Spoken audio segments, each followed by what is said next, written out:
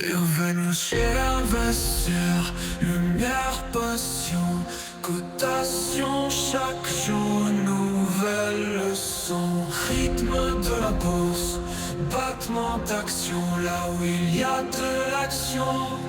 Invest sur votre estimation. Qu'est-ce que je vous avais dit? Vous vous souvenez très bien de ce que j'avais dit, car j'étais là quand je vous l'avais dit. Oui, c'est tiré d'un film, j'essaie de trouver lequel. Bon, là je vous parlais principalement de ce que j'avais dit il y a 2 jours en arrière, comme quoi c'était la fin des élections, les élections étaient passées et que c'est bon, c'était reparti comme avant. Et on l'a vu, hein, ça fait 2 jours que ça ne fait que monter. Alors c'est vrai qu'en plus aujourd'hui c'est assez spécial, on n'a pas les US avec nous, on est le 4 juillet, c'est l'Independence Day aux États-Unis.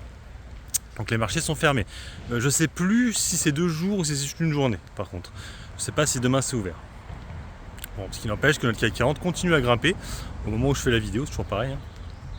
On aura bien sûr peut-être une crispation vendredi, parce que ce sera le jour avant les élections, même si on sait grosso modo ce qui va se passer. Et du coup après il faudra attendre lundi, voir comment réagit le marché. Est-ce que du coup il va vendre la nouvelle qu'il savait déjà ou continuer à l'acheter? Ça va être une grosse question, je n'ai pas la réponse. Moi j'ai actuellement pris une position sur Nexity. Je vous l'avais dit, j'hésitais, là du coup j'ai pris. C'est plus du spéculatif, c'est plus pour un trade. Je vais essayer de viser le retour à 12 euros. On va essayer, mais je suis pas sûr qu'on y aille jusqu'à là. J'ai pris à peu près 600 euros. Aujourd'hui, on a un gros effondrement. C'est Pluxee. C'est vrai que quand j'ai vu les résultats, je trouvais ça pas mal. Ils revoyaient à la hausse en perspective, mais visiblement, c'était pas ce qu'attendait. Moi, c'est pas un dossier que je suis plus que ça, je ne l'ai pas. Et elle a perdu 10%. Je rappelle que c'est la filiale à Sodexo qui a été introduite en bourse en février 2024. Et pour l'instant, ça fait pas grand-chose. C'est un peu le problème, je l'ai déjà dit, quand il y a des spin-offs. Sinon, le reste, c'est moyen. Aujourd'hui, je fais moins bien que le CAC 40 qui monte plutôt pas mal. J'ai des dossiers qui font rien. Je pense à Capgemini, c'est pas trop ça. Et puis Téléperformance aussi qui a bugué là. Elle continue pas sa montée, là, elle bug un peu. On est à 113, on est tout proche là des 117. Il reste que 4 euros par action, mais pour l'instant on n'y va pas. Pour l'instant je garde, mais c'est vrai que peut-être que ça va rechuter de nouveau. Faudrait pas qu'il y ait une news sur l'IA. S'il y en a une nouvelle là, paf, c'est grillé, ça repartira en baisse. Donc, wait and see. On notera aussi que Stellantis a vraiment du mal.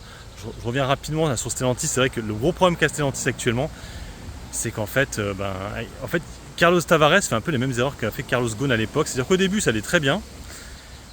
Et en fait, ils vendaient des véhicules premium, tout ça. Ils s'en foutaient en fait de la quantité. Ils vendaient de la qualité. Et là, en fait, ils essaient plus de vendre de la quantité et moins de la qualité. Et ça, c'est pas très bon. C'est l'erreur qu'a fait Carlos Ghosn il y a des années en arrière sur Renault. C'est un dossier qui valait 100 euros, on n'est plus qu'à 50 euros maintenant. Par contre, Renault, ça va beaucoup mieux maintenant. On voit qu'on est souvent vert et on voit au niveau des ventes, ça vend beaucoup plus que Peugeot, en tout cas en France.